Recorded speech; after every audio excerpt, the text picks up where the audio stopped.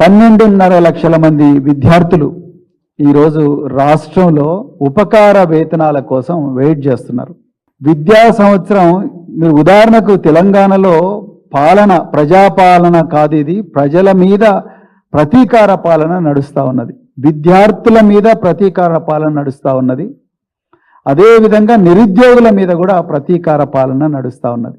తెలంగాణలో ఉన్నత విద్యలో 12.5 లక్షల మంది విద్యార్థులు చదువుతున్నారు. ఈ 12.5 లక్షల మంది విద్యార్థులు engineering colleges, pharmacy colleges, medical colleges, degree కళాశాలలు, మరెన్నో ప్రొఫెషనల్ కాలేజెస్లో చదువుతూ ఉన్నారు. ఈ 12 లక్షల మంది విద్యార్థులకు సాలీన 2,400 కోట్ల ఫీ రీయింబర్స్మెంట్ ఇవ్వాలి.